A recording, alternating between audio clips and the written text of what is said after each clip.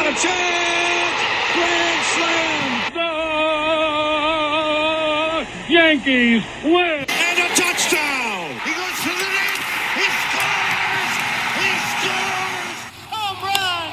Number 3 of the night! When you have someone in your life that brings you disappointment, maybe it makes you feel something, a type of way that makes you feel worse, or maybe it's at a work or a workplace environment where someone that shows up doesn't perform and makes you upset.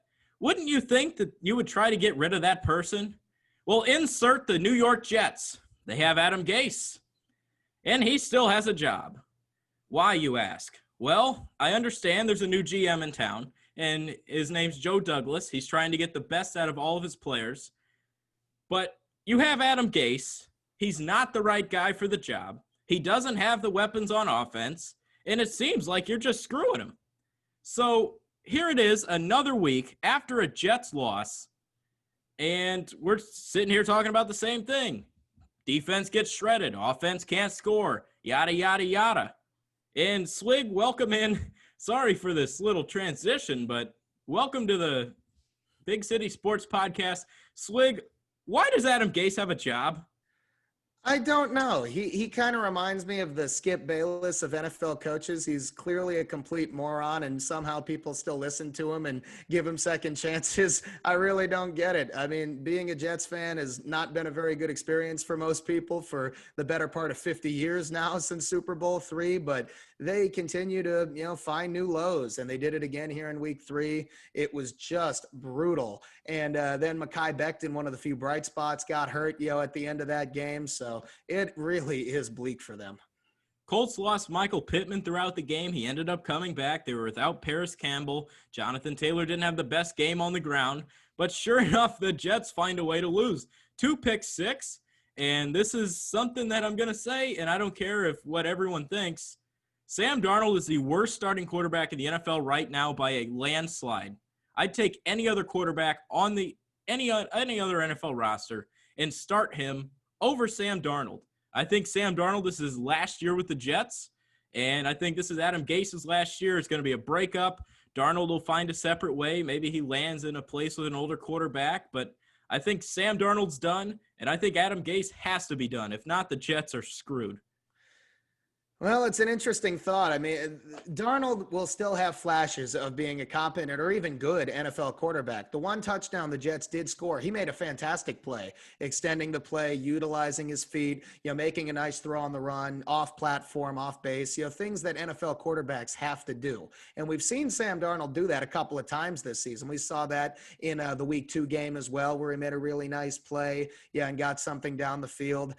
Darnold is not perfect by any means, and you can definitely see the confidence that he once had is getting slimmer by the week, and he is so jumpy in the pocket now and has no confidence, and I can understand that, though, because he has not been put in a very good position to succeed, but he definitely deserves some of the blame. But you look at what he has to work with here. How exactly do you expect him to maximize his talent? There's nothing there to help him. That's true. There's nothing on the offensive side of the ball outside of a healthy Le'Veon Bell, but that's not there. Jamison Crowder's banged up. He's not playing right now. They got rid of Robbie Anderson, who seems to have a career resurgence in Carolina.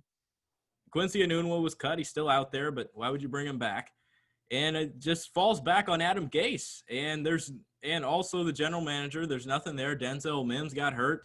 So it's very tricky situation there. I wonder, do the New York Jets win a football game this year? I think they win maybe 1 or 2 with a healthy Le'Veon Bell back. If not, I don't think that they will win a football game. What do you think?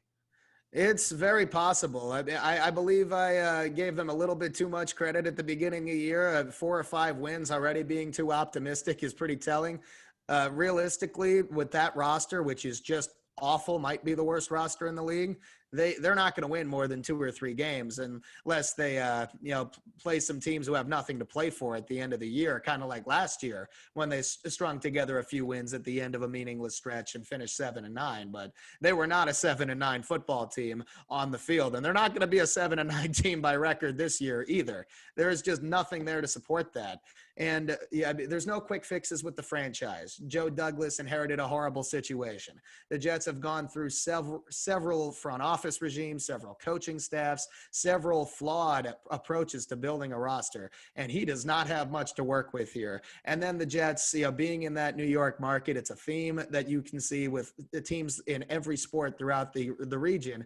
They don't have enough time to at least try to instill their rebuilding plan, and we'll see if Douglas is the exception here. But they are absolutely in the running for the first overall pick, and if they get it, Darnold's gone.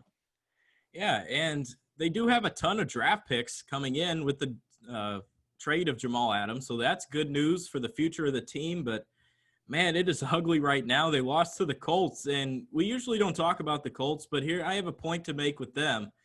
You heard me on this show saying that they're a Super Bowl team. I said AFC Championship or Super Bowl.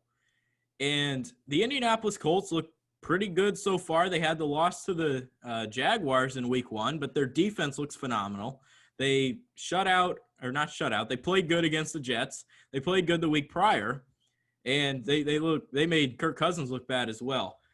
Now, the Indianapolis Colts, I mentioned they lost Michael Pittman. They lost Paris Campbell. Campbell's out a little bit longer than Pittman. Pittman is about out half the season. Now, Chris Ballard is a great, great general manager. I think there's no denying that. He always finds great talent, diamonds in the rough, all that stuff. If he is serious about winning, if he is serious about getting to the next level, not just, oh, yeah, we made the playoffs and won a playoff game, we'll go back and regroup. If he wants to take that next step, AFC Championship, maybe even a Super Bowl, you got to go out and sign a veteran wide receiver. He has not been aggressive other than the trade of DeForest Buckner, and that's not really being aggressive with his history of trading first-round picks. I mean, he does it every year. He moves down. He finds diamonds in the rough. But look, if you want to win in this league, you got to be aggressive, and I think he's got to bring in one of those veteran wide receivers that helps bolster that receiving core, and if not, at least it helps out the locker room. What do you think? Well, the Colts, I do think Ballard is one of the best GMs in the NFL. He's really made a huge impact in the last couple of years since he's replaced Grigson, who was one of the worst GMs I've ever seen and had a very bad approach to building a team. But I do think Ballard's been decently aggressive here. He's built a very solid roster top to bottom that can compete with pretty much anybody in the AFC on their best day. Now, Phillip Rivers is obviously not what he once was, but I would say that he has been very aggressive because bringing him in is essentially saying we're narrowing our championship window a little bit here. Rivers is only on a 1-year contract. So Chris Ballard is going in saying, we're going to do whatever we can here to win one in the next couple of seasons. Yeah, they have plenty of options in terms of a quarterback after Rivers. If he is not back next season, they could absolutely make a trade for one of these guys in the draft, or they can make a trade for a veteran. They have the capital to do so. And then trading the 13th overall pick for Buckner, first of all, fantastic move for both teams, but that's the definition of an aggressive move right there because nobody saw that one coming, and it was a huge impact move that upgraded that defensive line. The Colts offense, though, overall, I'd say has been somewhat underwhelming, at least against the Jets. They only put up 20 points. The defense put up 16, and scoring only 20 against the Jets offensively, while they still would have coasted to a win without the pick sixes, is at least a little bit underwhelming there. But on the bright side, Rivers isn't turning the ball over. They're getting the most of what they can from that running game, and the tight end position, they have a lot of depth. But the offensive line did not have a particularly dominant performance against the Jets, and I do think that's at least a slight cause for concern. Yeah, the tight end depth is probably the best in the league. You have Jack Doyle, Mo Alley Cox is showing up, and Trey Burton's going to be coming back here soon. So the tight end depth is there, and we saw Jets-Colts this week, and if you remember, that was the trade they made. Sam Darnold, the Colts traded Sam Darnold essentially to get who else? Quentin Nelson, Braden Smith, and many more picks. So they ended up finding a great deal there with the Jets. Jets moved up to get their guy who could not be their guy by next year. So that's something to look at. And you mentioned that, but you said, yeah, the offense didn't get going with 20 points. That's why I say you got to bring in a veteran receiver. Do you bring in a Des Bryant? Maybe you make a trade for if the Lions make Marvin Jones available, if they continue to lose, maybe that's someone they look at, or just someone to help give Rivers another option outside of T.Y. Hilton, who he is not throwing the ball to. No, absolutely. One point I would definitely make overall is, the Colts being the exception with Marvin Harrison back in the day, you don't really need that elite wide receiver to win a Super Bowl. It's obviously nice to have one, but the Colts can definitely make smaller upgrades, through veteran trades. I wouldn't recommend signing Des Bryant since he hasn't played in 3 years. I think they can do a little bit better than that, but them making some smaller incremental upgrades could absolutely make a big difference. The AFC is vulnerable, but at the same time, the Colts, they could definitely get off to a very hot start here. Looking ahead at their schedule, they have some more winnable games here. They play the Bears here in week 4. Yeah, that's definitely a possibility. Their next real big test, I'd say, isn't until they play the Ravens in week 9. But after that, they play Green Bay. They still have Tennessee twice. So the Colts need to take advantage of this softer schedule while they still have the chance. They could very feasibly get off to a 6-1 type of start, but they already screwed up one game they should have won against the Colts. So they need to make sure things like that don't happen again before that schedule gets tougher later in the year. Yeah, and the Bears are next week, so we're going to transition over to the Bears. The Bears are 3-0. They're 3-0 to start the year. Yeah. Once again, they played 3 good halves of football in their 6 halves that they had in 3 games. And Nick Foles is the starting quarterback. So Bears fans out there, let me ask you this. The Bears are now 3-0, and they make a quarterback change. If I were to tell you that they were making a quarterback change by week 4, you're probably thinking, did we just lose the first 3 games of the year to the Falcons, the Giants, and the week 1 game against the Lions? Because if so, you're wrong. The Bears are 3-0. They transition to the quarterback. It's going to be Nick Foles going forward. He comes into Indy, and you have the Nick Foles reunion against Tom Brady coming up here shortly on the schedule for the Bears. And I loved how the Bears offense looked with Nick Foles. Obviously, that first interception he threw wasn't the best. The interception in the end zone was Allen Robinson went up for it. Looked like he had it, but they overturned it to an interception.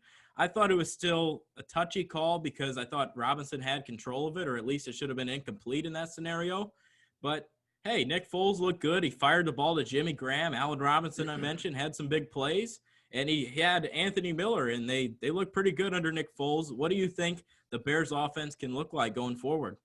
Well, I think it could definitely look improved and look a lot smarter here going forward. It's very unusual to have a 3-0 team that has at least some momentum here, even if they don't deserve it, making a quarterback change and pretty much everyone agreeing, oh, yeah, this is the right move. It's very unusual to see that. The Bears might be the luckiest or the worst 3-0 team I've ever seen, but they are 3-0. And Nick Foles absolutely gave them a spark. Now, the Falcons being the Falcons might have helped them out a little bit there, but it absolutely gives the Bears more confidence going into that game against the Colts and then going into the game against the Buccaneers afterwards. Looking at that schedule, they have another game against the Lions remaining. They have 2 games against the suddenly vulnerable Vikings here coming up. So they can absolutely add a few more wins to that schedule. But overall, I still cannot believe they've won all 3 of these games because they absolutely should have lost at least 2 of them.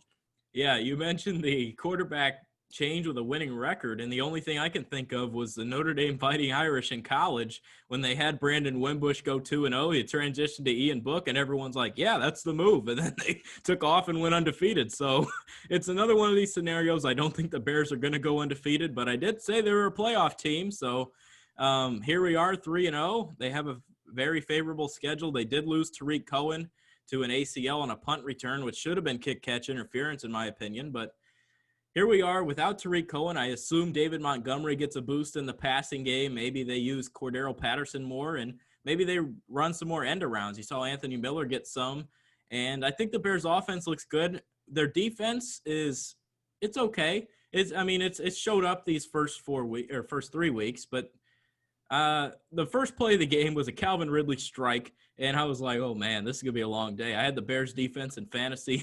Calvin Ridley just shredded it deep down the line, and I was like, man, this is going to get ugly. But sure enough, they figured it out. Big plays late in the game. Tashawn Gibson with an interception, and I think they look pretty good. Well, we saw Foles come in. Now, the comparison I would make isn't not that this was an agreed upon move, but the only NFL comparable I have to it is when the Bills benched Tyrod Taylor for Nathan Peterman a couple years ago. Now, that was not a very popular move when Sean McDermott pulled that one off. And then Peterman, of course, threw 5 interceptions in the first half. Now, yeah, obviously this didn't work out the same way, but that's really the only more recent example I can think of in the NFL where a team that had at least a solid record and some momentum going made a quarterback change that was at least slightly unexpected. But the Bears, I wouldn't say quite match up there because Trubisky, while he is definitely the more physically and athletically gifted of the two quarterbacks, is not the more mentally gifted one. And that is really shown up here throughout basically his whole career. This is his 4th season now. We've seen him have so many problems reading defenses, progressing through his reads, panicking, moving, just not staying stable in that pocket, and just that mental clock has been a big problem. Nick Foles is not the most athletic quarterback in the NFL, but he is a much more cerebral one, and I think it'll be a good fit for that Bears offense, who don't have too many dynamic playmakers outside of Allen Robinson, who has been underutilized a little bit, and then Tariq Cohen, who's more of a gadget player, is now out for the rest of the season. So I think they're going to need that smarter quarterback who clearly has a better command of the offense, despite his relative lack of experience in Matt Nagy's system, going forward to have a chance to even come close to sustaining this start that they have. For the Bears offense to have success, it all starts with that offensive line, because especially now with Tariq Cohen out, you have Nick Foles in there. You mentioned he's not as athletically gifted. Trubisky would get out of the pocket sometimes to try to make some plays. Foles has a long delivery, long windup, and when he sends that thing loose, he's usually getting plunked right after he throws it. You saw it on the touchdown pass to DJ Chark, the very first touchdown pass and first touchdown pass of Nick Foles' career with the Jaguars. He sailed that thing. It was a beautiful ball, but he broke his collarbone getting lit up. So the offensive line has to play better because Nick Foles took some shots in his action. So he got knocked around a few times. So if they can find a way to just protect him better, I think he's the ideal fit. And he throws a great deep ball. He throws a good 50-50 ball, and that's Allen Robinson's specialty. So you saw him use a similar target, not to bring this name back up to Bears fans, Alshon Jeffrey in Philadelphia. I mean, he looked to him. He was a big guy like Allen Robinson, and he made those types of plays. So maybe he can be that fit in that offense, and maybe Anthony Miller turns into a Nelson Aguilar, who's on that team, who he looked to a lot down the stretch as well. Well, to me, it's kind of telling that, Darnell Mooney, the rookie 5th rounder out of Tulane, has kind of already passed Anthony Miller on the depth chart, and rightfully so. I said a few weeks ago that I thought Darnell Mooney was a great pick and a sleeper for the Bears. So far, that seems to be accurate, whether it's Trubisky or Foles. And then you mentioned Foles, taking some hits there from that offensive line. That throw he had to Miller, the big play, he got absolutely knocked. He just barely got that out on time. And I said, the Bears had one of the most confusing off seasons of any team. They didn't address that offensive line. And while the offensive line held up surprisingly well the first couple of weeks, we all knew that wasn't sustainable. The cracks finally started to show against the Falcons, and it's definitely going to show more here against the Colts' talented fronts. So that is not a sustainable formula to me. And while I do think Nick Foles is the better short-term answer, I don't think he's the long-term solution for that team. The Bears' ceiling is still limited long-term with him. He can definitely lead them to a couple more wins, but I don't think anyone's going to look at him and say he's the franchise quarterback going forward. And while I do think they made the right move switching now, I still do think it was smart for the Bears to at least try to get as much as they could out of Trubisky, considering all they invested into him.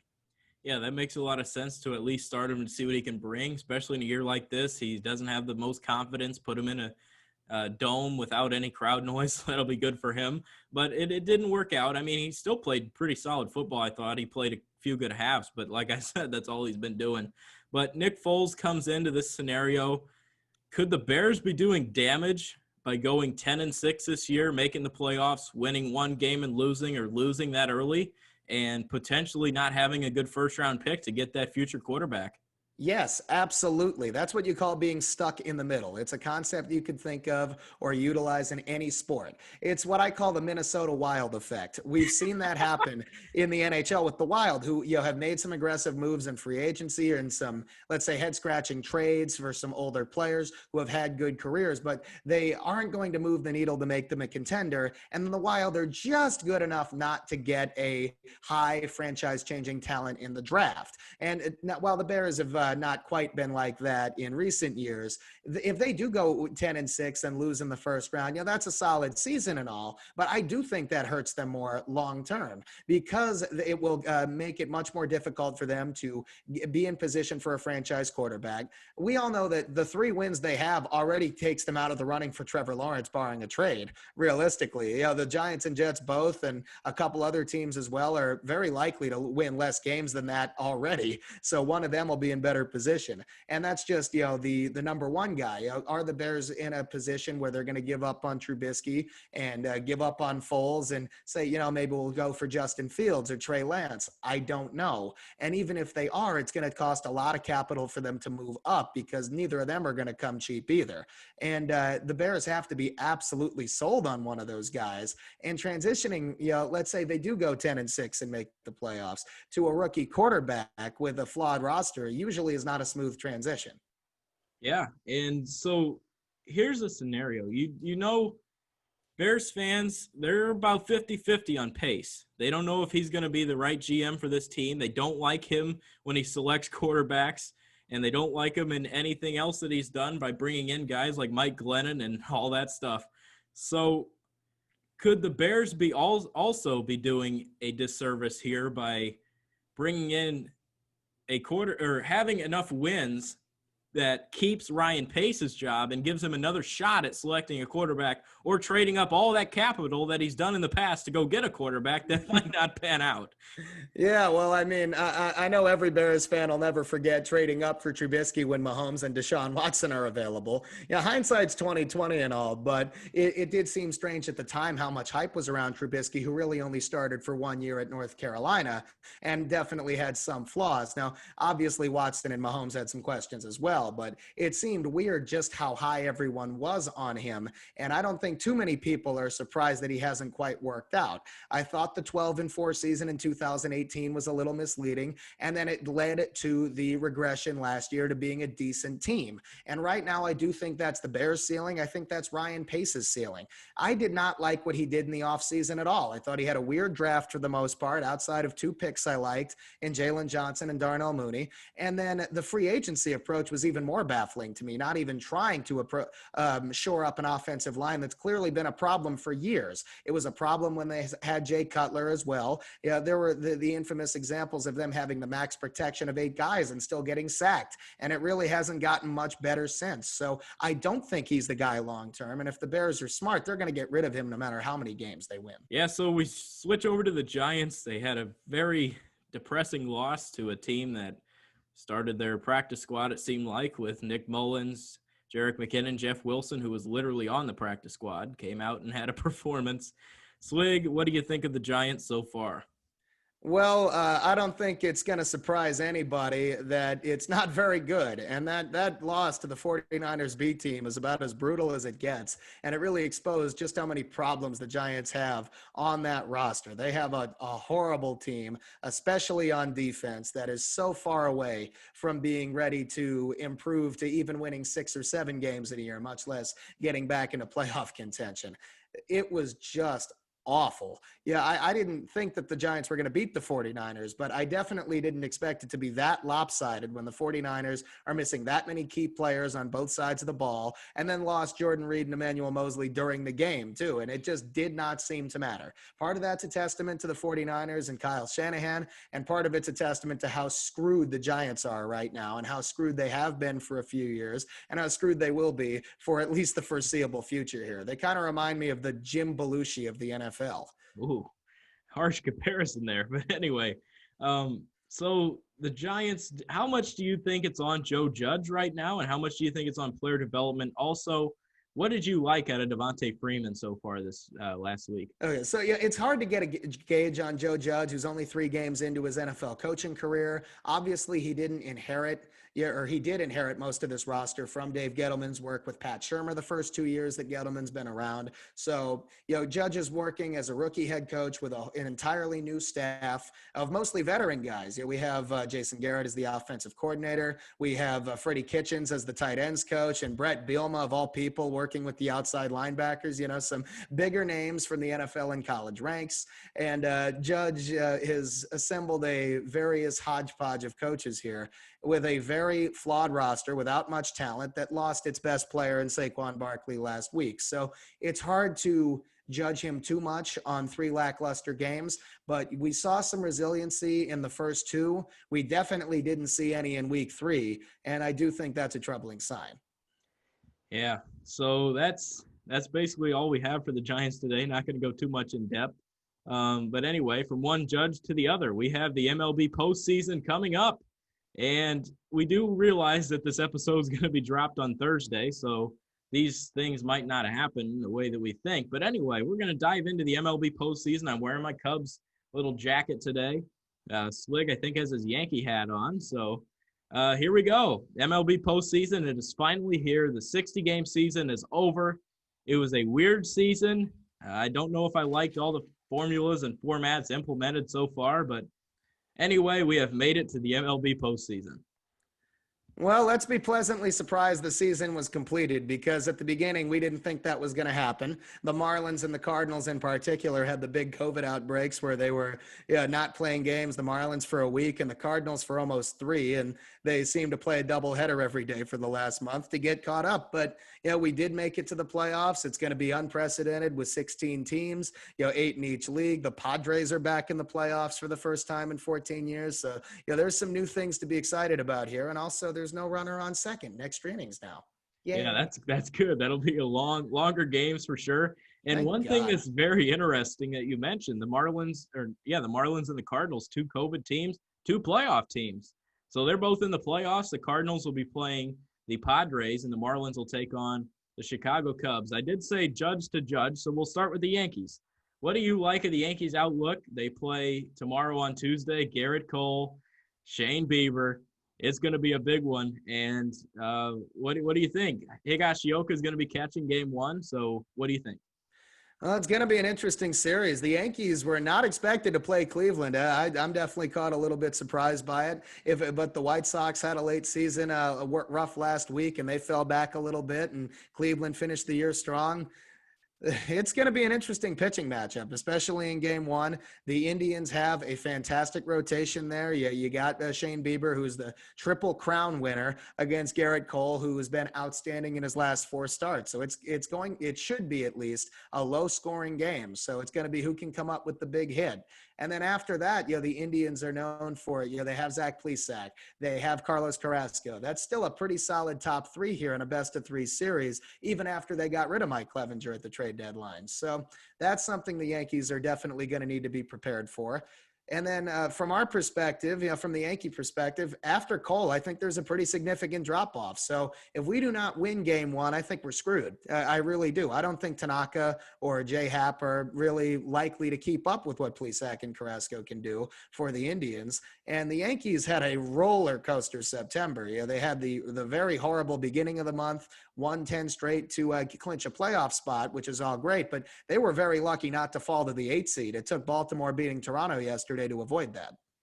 Yeah, and one of the hottest hitters in the league coming into this matchup is Jose Ramirez. He had a late push for the AL MVP. I doubt he gets it. He's hitting 288, 17, and 47, I believe he has as a slash line. But it's going to be a great series, I think. I think it goes 3 games, and I don't know, man. It's going to be crazy. You have the Yankees offense that you said. It's been up and down. I think Luke Voigt ends up getting off his thing and starts hitting the baseball out of the park. And I think it's going to be a great series between those two. And yeah, what do you think?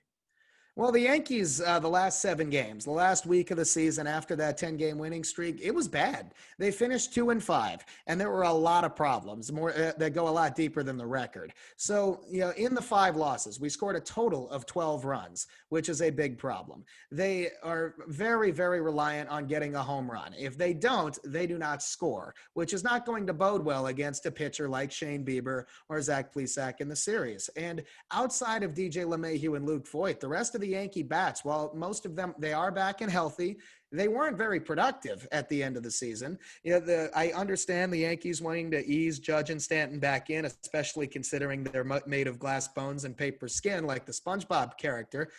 And so we gave them frequent days off the last couple weeks, but that also prevented them from getting into a rhythm at the plate. And both of them were pretty much non-factors after they came back. What are the odds of them turning into MVP quality players in the next 2 days? I don't think they're very high. And then I'm on board entirely with Higashioka starting game 1.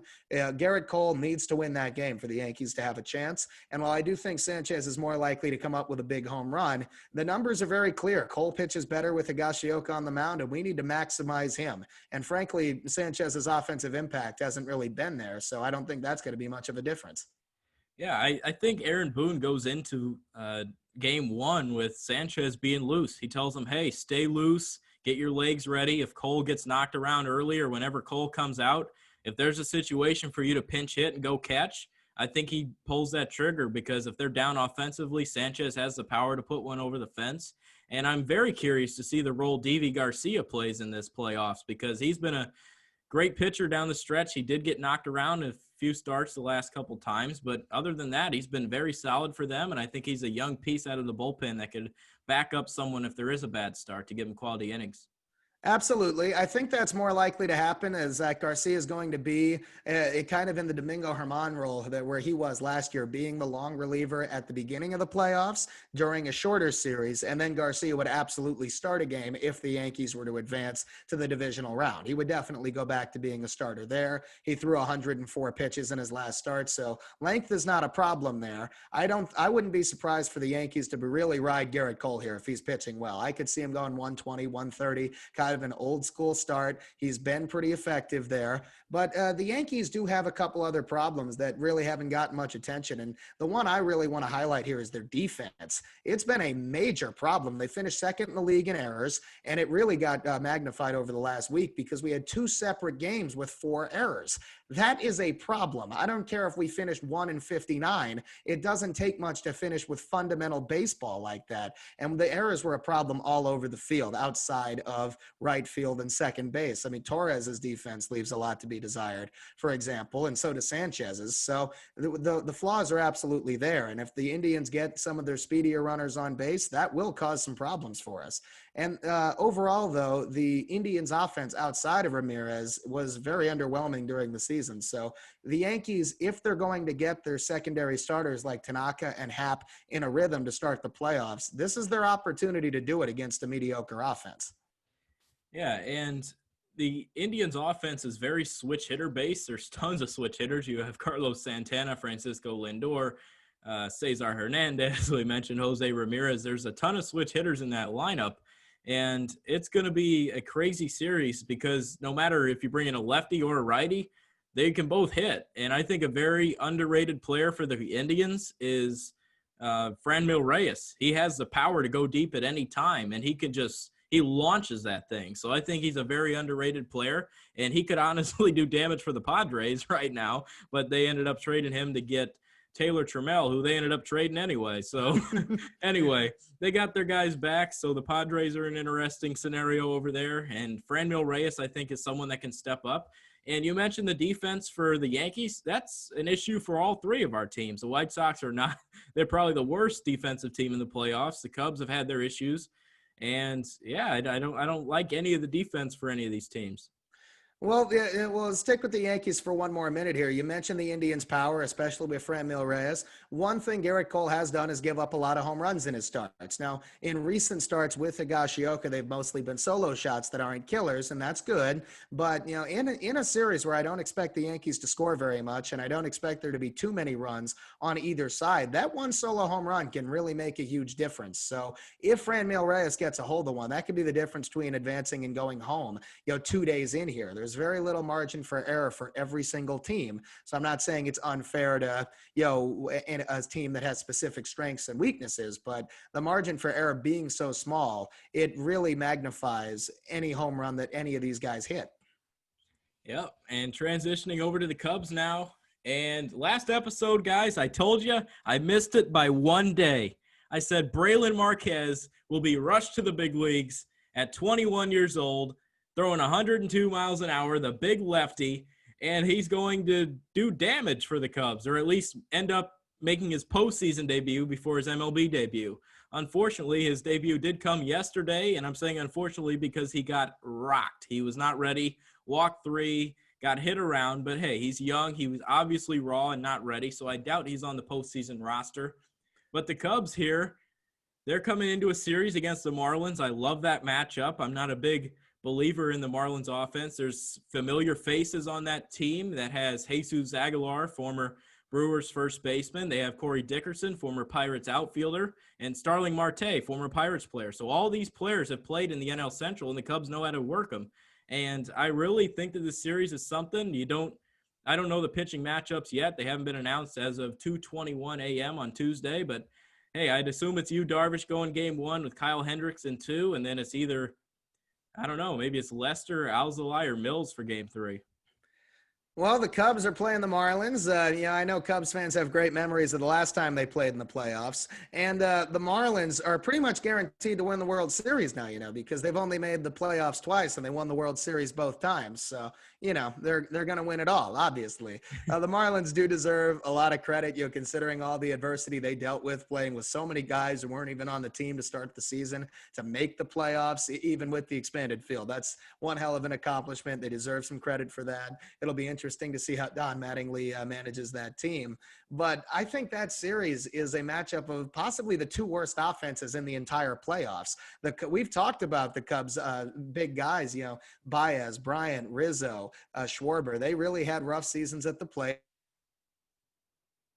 And the Marlins, outside of Starling Marte, who they just got at the trade deadline, leave a lot to be desired offensively as well. They have Aguilar now, who adds a little bit of pop there. But, we're talking about guys like John Birdie and Garrett Cooper being, big hitters in that lineup. And I do think that's something the Cubs might be able to take advantage of. But the Marlins do have a couple of very solid young starting pitchers. Sandy Alcantara is still, to me, one of the more underrated pitchers in baseball. So he is absolutely capable of shutting down a struggling Cubs offense. I agree with you there. The Cubs offense has been up and down. And on the last episode, I sent out that rant about David Bodie being in the lineup, Chris Bryant not being in the lineup because he's not driving in runs, but he told me to shut up this weekend because he cracked a couple of them out, hit a granny, then he hit a solo shot, or maybe it was a 2-run. He hit a home run in the final game of the season, and he's looking like his old self at the plate in the last 2 to 3 games. I'm not going to say he's back because Lord knows he isn't. But here we are. He doesn't look good defensively. He overthrew Rizzo. He made a bad throw to Kipnis playing first on Sunday. And I don't like his defense. I think that could really cost him because although he has great reaction time picking it down at third, his arm accuracy is horrible. And you almost saw it slip out in the World Series too. He slipped and sailed it, and it looked good there. But, man, he's not all the way there. And one thing to note, Victor Caratini will be catching Yu Darvish probably in game 1, I'd assume, if they don't start Darvish. I'm going to have another rant on this show at David Ross because Yu Darvish has to be the lock there. Caratini catches him, and Caratini hit a home run right-handed not too long ago over the weekend. So I think there's some potential there, and I don't think there's too much of a drop-off. I would assume Wilson Contreras DHs, but the Cubs, I have them winning this series. I think they look good, and I think they find a way to slip by. Well, I do think the Cubs have the overall advantage pitching, especially. I do think they have a little bit more trust in their rotation, because for the Marlins, after Alcantara, we've definitely seen some flashes from Sixto Sanchez and Pablo Lopez. There's definitely some long-term talent there, but can they be trusted in a playoff game? I'm not so sure. The Cubs, with Darvish, with Kyle Hendricks, with John Lester and Alec Mills, who threw the no-hitter a couple weeks ago, I do think they have a bit of an edge in the rotation. And then I do think they have a slight bullpen edge as well. As imperfect as the Cubs bullpen is, the Marlins really don't have much outside of Brandon Kinsler. Brandon Kinsler's a former Cub that Theo couldn't cough up $2 million to bring back, and I wish he kind of did because he's having a fantastic year. But so we mentioned the Yankees. Here's the Cubs. Do you think the Yankees advance? No, I really don't. I mean, I know I'm pretty cynical with my own teams, but yeah, the inconsistency they've shown all season, I don't think is going to bode well for them in a no margin of error series. And the Yankees played 60 games this year. They scored 0 or 1 runs in 9 of them and lost 8 of the 9. So we have a series like that against Cleveland. We're done. Yeah, I got the Yankees winning that series, but I do have them falling to the Rays. But the Cubs I have winning in this series. What do you have the Cubs? I do have the Cubs winning in 3 games. I do think the Marlins are going to manage to steal one. I don't think they're going to deserve it, but the Cubs should take 2 of the 3 pretty handily. Okay, now we're going to transition to the White Sox. The White Sox are back in the playoffs. The fans have woken up. I don't know where they've been the last 10 years, but they're back, and they're excited. They have a young team. They should be excited. But then again, I saw some people saying they wish that Ricky Renteria misses the bus when they go to the game because he has not been the best as of late. And I said coming in, remember that show? I said Ozzie Guillen's coming back to the South Side next year. So I'm not a big Renteria guy. I was in 2014 with the Cubs. He communicates with the players, but hey, the White Sox are in the playoffs and all that matters. And they have the Oakland A's coming in, and I think they win that series. You look at the White Sox. 14-0 against left-handed pitchers. And look who they're going to be drawing. Sean Manaea, I'd assume, Jesus Luzardo, 2 left-handed arms. If they do damage against them and continue to improve to 16-0 against lefties, they're moving on. No, it's an interesting thing because the White Sox did end the season on a rough note. They were on fire for most of September. They got into first place in that division, and then with a late season swoon, they fall to 3rd and fall all the way to the 7th seed on the last day of the season. Which you mentioned Marquez for the Cubs. If he was left in one more batter, and the White Sox would have come back, and we would be playing them instead. Which is an interesting thought, but. Overall, I think the White Sox playing Oakland is a very interesting matchup because we're seeing 2 teams with almost entirely different approaches in terms of their skill sets and how they try to win games. I do think the White Sox have a big advantage in terms of their lineup. There's a lot more explosiveness. Oakland not having Matt Chapman is absolutely a huge factor there. And then, I think the starting rotations in terms of skill level are pretty comparable, but I do think it's a better matchup for the White Sox against 2 out of 3 lefties here. The exception is Chris Bassett. And I do want to say, though, the White Sox need to be careful because I do think Oakland has a massive edge in the bullpen, and they will not be afraid to use it. Yeah, you saw them start that strategy with the Yankees not too long ago in the wild card game. They started Liam Hendricks, who got roughed up, and then that ended their season. But, hey, I think that they're going to be aggressive. They will go to that bullpen early, like you said. And the A's are a pretty scary team, I think, because they have some players, and here's one of these. Marcus Semion's a former White Sox. So you think he's going to be fired up for this series or what? Oakland hasn't won. They keep getting to the playoffs. They keep losing in the first round. I think they play with an edge, and that's something that Ricky Renteria and the Sox need to be scary of. Well, Oakland needs to make sure they actually do play with that edge. We all know that Moneyball approach, and I really do like it. I do, and it's revolutionized baseball, but they have not played with much fire when they have gotten to the playoffs. They lost in the wild card game each of the last 2 years. The Yankees in 2018 and the Rays last year in 2019. They have a little bit more margin for error here, but you remember a few years back when they had a solid rotation in 2014 and blew the wild card game to the Royals. So the precedent is there. There's going to be a lot of pressure on them. If they lose game 1, their season's not over, so that might make them a little bit more comfortable here. But I do think Oakland needs to at least get 5 innings or so out of their starters in this series, and they are capable. That starting rotation is a little bit underappreciated, in my opinion. They're both to me, middle of the road rotations of the 16 playoff teams. But if they can get 5 innings out of that rotation, just get a decent start from a Bassett or Luzardo or Manaea, then they can definitely mix and match with that bullpen. And then if they can get to that scary back end with Liam Hendricks and Jake Diekman, the White Sox will be in trouble. Yeah, that's a very good point. And I think the White Sox have the edge offensively, like you said, of course. I think let's go through position by position. Abreu's better than, not defensively, but better at first base. Second base is a toss-up between Tommy La Stella and Nick Madrigal. Shortstop, I probably lean Anderson here, but Simeon's been playing pretty well. Third base, I got to go Moncada. Outfield, I think the White Sox have an advantage there, and then the catcher position. So I think the White Sox are well suited for this, and I have them winning this series. Where do you have the White Sox? I do have the White Sox winning in 3 games. I think Oakland will steal either the first or the second one. But it's amazing, as many good things as Oakland does, nobody ever seems to really give them much credit to win a playoff series. And I don't think this is the worst matchup for them overall. The White Sox are coming in a little bit cold here, and Oakland's kind of been a little average to end the season. So I don't think it's the worst thing for either team here. Their strengths balance each other's weaknesses. So it could end up being a pretty evenly matched series. The White Sox absolutely have the better lineup overall, but I am very curious to compare how Simeon and Tim Anderson work out in that series. Yeah, and one name you mentioned, the Cubs Marquez. The White Sox have one of their own, Garrett Crochet. He's pumping gas, and he looks a lot better than Marquez so far.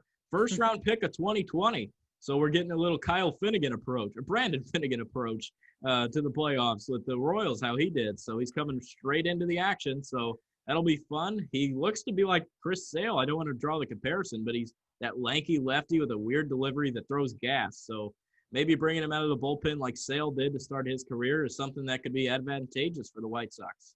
Well, absolutely. I mean, those are some lofty expectations, throwing the name Chris Sale out right away, but I do understand the comparison in terms of their pitching style and, both being the lefty lanky type of pitcher there. The White Sox bullpen, we haven't mentioned Alex Colomé yet. I do think he's an outstanding reliever, but behind him, it's mostly the kids, like Crochet, to a lesser extent, like Matt Foster. So, we'll see what type of impact they have in the playoffs here, but, jumping right in with very limited experience, we'll see how that works out. It worked out for the Royals, but in general, throwing them into the fire in a huge game, it has mixed results.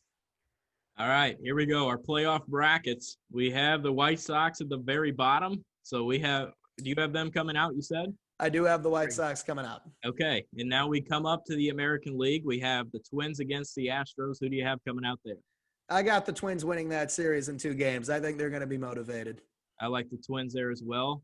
You said Indians. I'm going Yankees. Yankees move on for me. Indians for you. Rays, Blue Jays. So I'm going to surprise everyone here. I'm picking Toronto to win that series in 3 games. I don't think I don't mean this as disrespect to the Rays or anything like that, but with the craziness of this playoffs and it's a best of 3, I feel like one of these top seeds is going to get upset. Yeah, I could see it. The Blue Jays have a terrific offense, and they've been getting pitching. They're going Shoemaker, Ryu, and then they're going Taijuan Walker, who's a great acquisition. So not too scary there. It's very bold, but I think it can happen. Now let's go over to the National League. We have the Dodgers, Brewers. Who do you have in that one? I'm not a complete anarchist here. I'll stick with the Dodgers in the National League. I have the Dodgers there as well. We're going to St. Louis at San Diego. Oh, man, I think the Padres are going to grind that series out and win it in 3 games. They're absolutely the more talented team and have a brighter future. But, St. Louis has been there before. They're not going to make it easy on the Padres. Okay, and you have the Cubs over the Marlins. I also have them. So we have the Cubs. Atlanta, Cincinnati. I'm going to do another upset here. I got the Reds pulling that off. They got a really solid starting rotation there. We have Trevor Bauer, Luis Castillo, Sonny Gray, and I do think that their pitching is more trustworthy than the Braves. And if they can at least limit that Braves offensive juggernaut, they can pull that off. I'm also picking the Reds, and the reason is Max Fried's been banged up as of late, and I like Trevor Bauer much more than him. And outside of Fried, there's nothing really there for the Atlanta team. So I like the Reds in that one as an upset. Now we're going to the NLCS. We'll stay in the NL. Dodgers, Padres for both of us. Who do you have? I got the Dodgers winning that series, but I think that's going to be the best series of the entire playoffs. It's going to be fantastic. And I think the reason that the Dodgers win is because the Padres are going to be rushing Mike Clevenger back, and he's not ready. He's going to get rocked in that start. He comes back. Well, we'll see how he compares to what Walker Buehler is going to do for the Dodgers. Yeah, he's missed a lot of time in the regular season as well. So I'm very curious to see how those two balance out. We both have the Cubs Reds in the bottom of the NLDS, and it's going to be Yu Darvish, Trevor Bauer, part 3. Who do you see coming out on top in that series? I'm picking the Reds. I'm really rolling them to make a deep run in the playoffs here behind that pitching staff.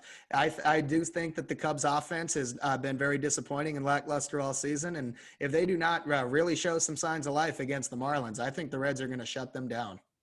Yeah, I could see it. I spent about 30 minutes thinking about this one, and I decided to go with the Cubs because, yes, the Reds smack Kyle Hendricks every single time they see him. The Cubs smack Luis Castillo every time they see him. So it kind of balances itself out. Darvish is going to pitch well. Bauer's going to pitch well. And I think that they have the skill to get down. They've seen Raisel Iglesias for many years now. And I think that he can actually be vulnerable to blow a save, and maybe the Cubs sneak out a game there. But I see him winning in 5. I don't think I'm going to go too far with them. So I have Dodgers, Cubs. You have Dodgers, Reds. We're going to go over to the AL. And you have the Blue Jays against the Indians.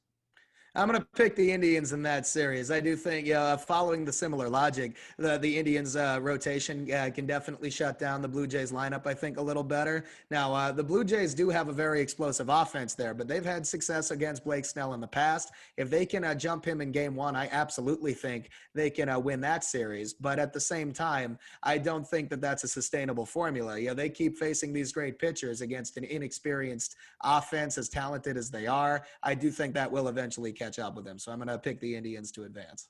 I had Tampa Bay against the Yankees here, and I'm going to pick the Tampa Bay Rays. I think that they beat them because they've seen them a lot. Once again, all 4 of my DS teams are in the same division. Yankees, Rays, I have Twins, White Sox, and I also had Dodgers, Padres, Cubs, Reds. So all the same divisions in the division, the whole series. So anyway, Rays beating Yankees. They're moving on to the CS, and we both have Twins, White Sox. Who wins this one?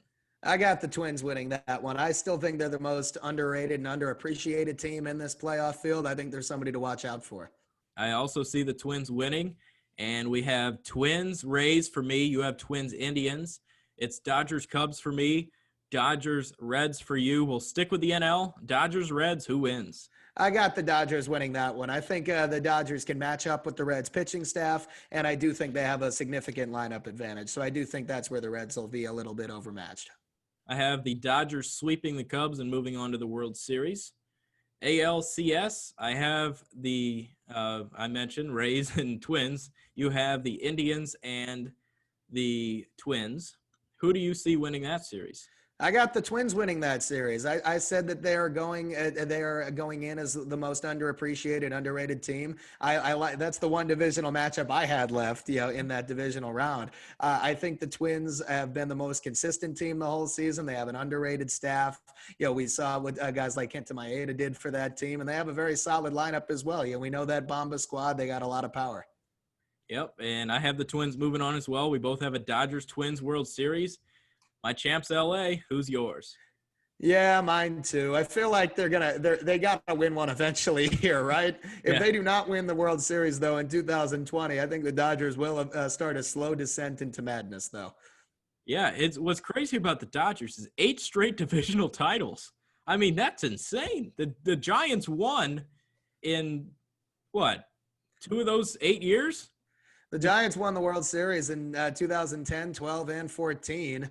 Yeah, but they've had such an inconsistent stretch in the middle, and then they could have snuck into the playoffs here, but them and Philadelphia both lost to save Milwaukee. That's one thing I wish. The Giants and Brewers finished with the same record. Why didn't they play a play-in game today? That makes me upset. I would have loved to see it. It would have been great baseball. Brewers with a play-in game again, similar to how they did with the Cubs, and maybe it affects their rotation if they do end up going into a Dodgers series. No, absolutely. I would have preferred to see a play-in game. I love those game 163s a couple years ago. There was more than one. The Dodgers and Rockies had one also. And, this year it would have been a game 61, but I still think it would have been a much more entertaining way to pick a playoff team than saying, hey, all three of you guys lost. One of you's in the playoffs. Exactly. All right. So the baseball picks are done. We have our postseason analysis. Now we have a few news in the world of hockey. We have a Marc Staal trade and a Brandon Pirri trade for the Blackhawks.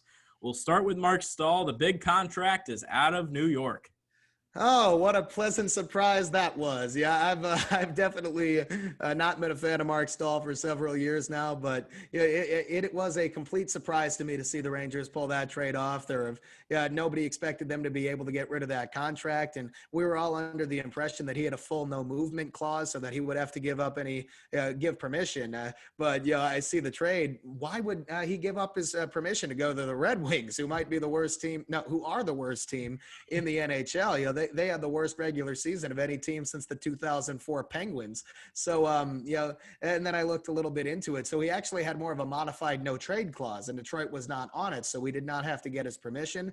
I like that the Rangers found a creative solution where we're not eating any of his salary. He had a $5.7 million cap hit for one more season. We did have to throw in our 2021 second round pick to get rid of that contract. But, we did manage to keep our first rounders, and that 2021 draft class is a little bit weaker. So if we're going to give up the second round pick, I think that's the year to do it. We technically got future considerations back in that trade, but the real acquisition for the Rangers there is the cap space.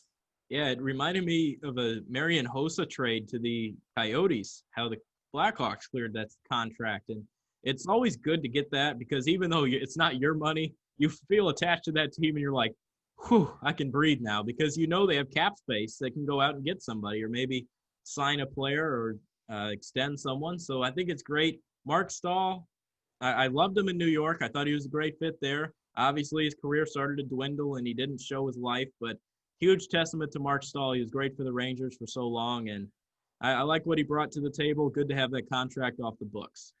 Well, yeah, I do want to say when the Rangers first had Marc Staal, he looked like an outstanding defenseman the first 4, 5, 6 years of his career. Him and Dan Girardi used to be the top defensive pair, but they both started to deteriorate around the same time and both became scapegoats. But, Marc Stahl's absolutely been a very good Ranger overall, but the last few years he's clearly become a liability, and the injuries have absolutely taken a huge toll on him, though, unfortunately. He had the concussion. I want to say back in 2012 that his brother Eric gave to him that knocked him out for a long time. And then, he came back for the Winter Classic one year. And about a year after that, he had a severe eye injury where he still doesn't have his full vision, I believe, in his right eye. So that's absolutely made an impact as well. He has the respect of the opponents that the Rangers have played in the playoffs over the years. They put him out there a lot against the Sidney Crosby line for the Penguins or the Alex Ovechkin line for the Capitals. And he was out there against the big lines for the other teams. So it showed how much trust the Rangers had in him for a long time and how much of an impact he did have. But that last contract we gave him was ill-advised in 2014. He was clearly starting to show signs of decline then, and we give him a 6-year contract. So the Rangers are fortunate, in that sense, to avoid having to buy him out because we've had that problem before. But it opens up a lot flexibility-wise in terms of cap space. We got more than $20 million, but I think the Rangers, I think people are looking at that cap space the wrong way. I don't think we're going to go out and make a big splash in terms of a free agent or a huge trade right now. I think we're going to keep some of that in mind because we're going to have some younger players do performance bonuses here in a couple years. The Igor Shesterkin, Adam Fox, Capo Caco. So the Rangers need to make sure they have some flexibility for that. Yeah, great analysis there on the Marc Staal trade. So he's out of town. They got rid of the contract. Now the final thing that we have from the Blackhawks, they trade forward Dylan Sakura, who showed up at the NHL stage, didn't score a goal for a long time. I think he was 30 games in before he got his first NHL pop. So it took him a while. He didn't really show the consistency at the NHL level. So they ended up moving him. And you ask, who'd they bring in? Well, if you know Stan Bowman, he brought in another former Blackhawk, and he brings in Brandon Pirri, who was a draft pick back in 2009. Here's a list of Blackhawks that he has reacquired. You tell me if they've done well since coming back. Brian Campbell, Daniel Carcillo, Adam Clendenning, Marcus Kruger, Andrew Ladd, Jeremy Morin, Johnny Oduya, Brandon Pirri, Brandon Saad, Patrick Sharp, Chris Versteeg twice, and Andrew Shaw. Andrew Shaw, I'm sorry, he didn't have the best year last year. He got banged up, and that's nothing that you can control. But every single one of those players, since reacquiring them, were nothing. You had Andrew Ladd, who came in, provided a veteran presence on the 2016 team that didn't get anywhere. And then you had Brian Campbell, who also provided that veteran presence, and they didn't really do anything with them either. So, I mean, Marcus Kruger is a great power or penalty killer, but outside of that, he didn't really have a role. And once again, here we are. Maybe it provides veteran depth scoring on the team that probably should be playing younger players on those lines, but here we are. What do you think of the Brandon Pirri trade for the Hawks? Well, overall, I think it's going to have a minimal impact on them, next season. Brandon Pirri has bounced around the league a lot. He has some offensive talent. He had the year, I want to say with Vegas, where he put up 22 goals. So, it is possible for him to make an impact as a third or fourth line forward for the Blackhawks. But I do agree that it would be smarter for them to keep those depth positions open for their younger players to get that experience. I made a similar argument with the Rangers when we kept giving roster spots this past season to Greg McKegg or Michael Haley instead of getting, a prospect like Vitaly Kravtsov in there. And I think the Blackhawks, while their farm system and prospect pool isn't quite as deep, are making a similar mistake here by prioritizing players who won't move the needle for that team. Absolutely. And the Tampa Bay Lightning are Stanley Cup champions. If you guys don't know by Thursday, you should probably turn on your news. But other than that, that's all we have for you today. I hope you guys enjoyed the show. Please like the video, comment. We want to respond to your comments. If you thought my intro to the Adam Gase thing was insane, let me hear it. If you thought my Bears comparison was bad, let me hear it. If you think we're nuts for our postseason picks, let us hear it. Anyway, go ahead and click subscribe. Follow us on Twitter at the Big City Sports PD, I think it is, for podcast. And we tweet there often, and we're all ready to go. So I appreciate everything you guys do. We love everybody that tunes in. So have a good one.